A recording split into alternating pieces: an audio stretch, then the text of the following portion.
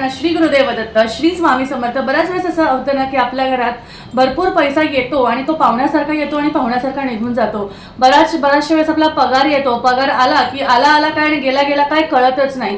अशा वेळेस काय होतं ना, आपल्याला आर्थिक गोष्टींचा त्रास व्हायला लागतो आणि अशा वेळेस आपल्याला कळत नाही की आपले पैसे नक्की कुठून येतात आणि कुठून जातात आणि त्याला अशी म्हणजे येण्याचे मार्ग कमी असतात पण जाण्याचे फाटे जास्ती फुटतात।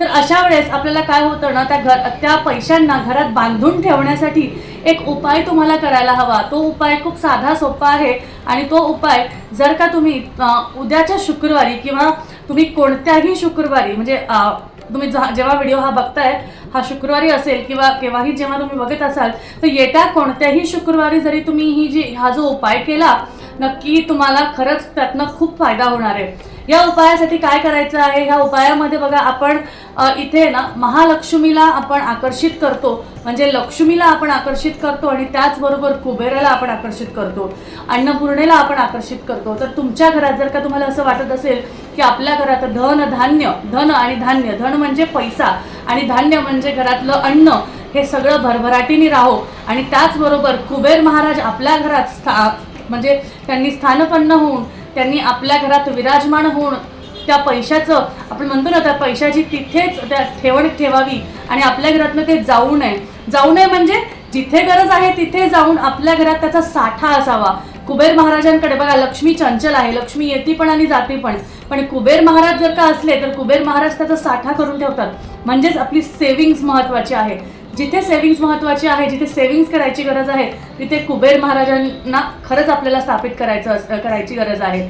तर त्यासाठी आपल्याला खूप महत्वाची गोष्ट आहे, तुमच्याकडे कुबेर महाराजांचं यंत्र असेल तर काही हरकत नाही, तुम्ही त्याची तर सेवा कधीही करू शकता। पण त्याचबरोबर तुम्हाला एक सेवा जी करायची आहे ती म्हणजे बघा शुक्रवारी तुम्हाला एक छोटंसं मडकं घ्यायचंय। आता माझ्याकडे मडकं नाहीये दाखवायला, मातीचं मडकं तुम्हाला घ्यायचंय। अशा पद्धतीने कोणतंही मातीचं मडकं घ्यायचंय तुम्हाला, हे माझ्याकडे स्टीलचं आहे, स्टीलचं नाही घ्यायचंय तुम्हाला, मातीचं मडकं घ्यायचंय। आणि मातीचंच मडकं का घ्यायचं हे मी तुम्हाला सांगते। त्या मातीच्या मडक्यात तुम्हाला काय करायचे आहे, त्या मातीच्या मडक्यात तुम्हाला 5 कॉईन टाकायचे आहेत। 5 कॉईन म्हणजे तो 1 रुपयाचा असू दे, 2 रुपयाचा असू दे, 5 रुपयाचा, 10 रुपयाचा, कोणताही कॉईन तुम्ही त्यात 5 कॉईन टाकायचे आहेत। एक म्हणजे 1 रुपये, 2 रुपये, 5 रुपये, 10 रुपये अशा पद्धतीने कोणताही कॉईन तुम्ही टाकू शकता, पण ते टोटल 5 पाहिजे। त्यामध्ये तुम्ही 5 कॉईन टाकणार आहात। त्यानंतर तुम्हाला 5 प्रकारचे वेगळे धान्य घ्यायचे आहेत। त्यामध्ये गहू, बाजरी, ज्वारी, तांदूळ आणि म्हणजे रागी, कोणतंही म्हणजे कोणतेही 5 प्रकारचे धान्य घ्यायचे आहेत। तुम्हाला डाळी नाही घ्यायच्या आहेत, धान्य घ्यायचे आहेत। जसं गहू, बाजरी, तांदूळ, ज्वारी आणि आपण नाचणी, अशा पद्धतीने काहीही तुम्ही 5 प्रकारचे वेगळे धान्य जे आहेत, जव घेऊ शकता, जे कुठले धान्य असतील 5 वेगळ्या प्रकारचे धान्य घ्यायचे आहेत। आता तुमची मडकी किती मोठी आहे त्या प्रकारे तुम्हाला धान्य घ्यायचे आहे, तर ते थोडे तुम्हाला ते धान्य घ्यायचे आहे। आता ते धान्य घेतल्यानंतर तुम्हाला काय करायचं आहे, ते सगळे थोडे सगळे एकत्र करून नाही टाकायचे, एक करून तुम्हाला गहू, ज्वारी, बाजरी, तांदूळ असं एक करून तुम्हाला थोडे टाकायचे आहे आणि ते जे आहे त्याला पूर्ण भरून घ्यायचं आहे। त्यानंतर तुम्हाला एक लाल रंगाचा कपडा घ्यायचा आहे।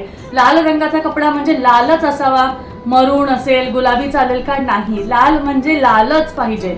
लाल रंगाचा कपडा घ्यायचा आहे आणि लाल रंगाचाच दोरा घ्यायचा आहे आणि त्या मडकेला वरतून तुम्हाला लाल रंगाचा, माझ्याकडे आता इथे कपडा नाहीये, तर लाल रंगाच्या कपड्याने तुम्हाला ते झाकून घ्यायचं आहे आणि लाल दोऱ्याने ते तुम्हाला त्याच्या आजूबाजूला बांधून घ्यायचंय।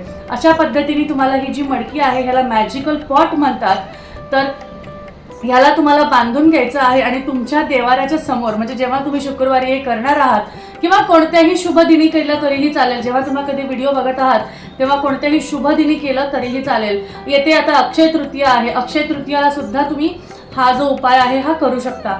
तर तुम्हाला काय करायचं आहे, तुम्हाला ते भरून घ्यायचं आहे, झाकण तुम्हाला कपड्याने करायचं आहे, लाल दोरा बांधायचा आहे आणि ते तुमची मडकी तिथे तयार झाली आणि ही मडकी तुम्हाला 24 तासासाठी तुमच्या देवघरात ठेवायची आहे। 24 तासात देवघरात ठेवायच्या आधी तुम्हाला महालक्ष्मीचा मंत्र, एखादा महालक्ष्मीचा मंत्र किंवा कुबेर मंत्र, एक महालक्ष्मीचा मंत्र, एक कुबेर मंत्र आणि एक विष्णूंचा मंत्र. महालक्ष्मीचा कोणताही मंत्र, ओम महालक्ष्मीचे विद्महे विष्णुपत्नीचे धीमहि तन्नो लक्ष्मी प्रचोदयात, गायत्री मंत्र म्हणू शकता. किंवा त्याचबरोबर ओम लक्ष्मी देवे नमः, ओम महालक्ष्मी देवे नमः, किंवा विष्णू भगवानांचा ओम नमो भगवते वासुदेवाय नमः, कुबेरांचा ओम कुबेराय नमः, कोणताही मंत्र तुम्ही म्हणू शकता.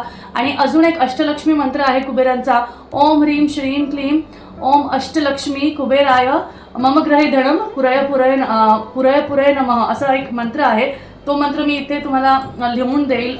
मी तो मंत्र माझ्या घरात रोज लावते. तो रोज लावल्याने सुद्धा कुबेर महाराज आणि महालक्ष्मी माता आपल्या घरात सदैव वास करते.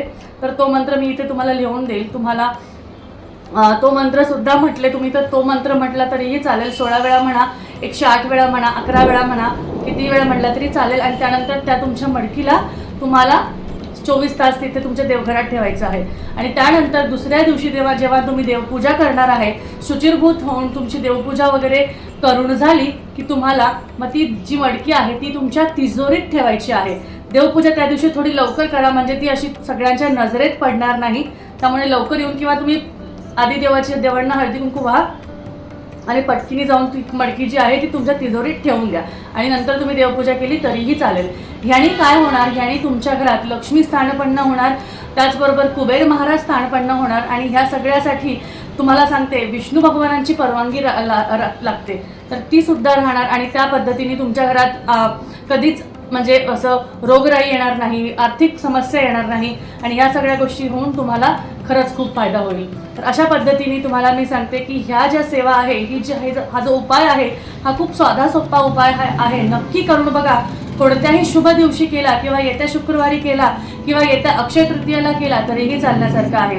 तर चला आजचा व्हिडिओ एवढाच. आजची माहिती एवढीच. जर का तुम्हाला आवडली असेल तर नक्कीच व्हिडिओला लाईक करा, शेअर करा, चॅनलला सबस्क्राईब करा आणि असेच आपले व्हिडिओ बघण्यासाठी त्या बेलवर क्लिक करा, म्हणजे पुढचे व्हिडिओज तुम्हाला नक्की बघायला मिळतील. तर भेटूया परत अजून एका छानशा व्हिडिओमध्ये. तोपर्यंत काळजी घ्या आणि असेच आपले व्हिडिओ बघत राहा. आजची जी माहिती आहे ती इथे स्वामी चरणी अर्पण करते आणि तुमचा निरोप घेते. अवधूत चिंतन श्री गुरुदेव दत्त. श्री स्वामी समर्थ. जय जय स्वामी समर्थ.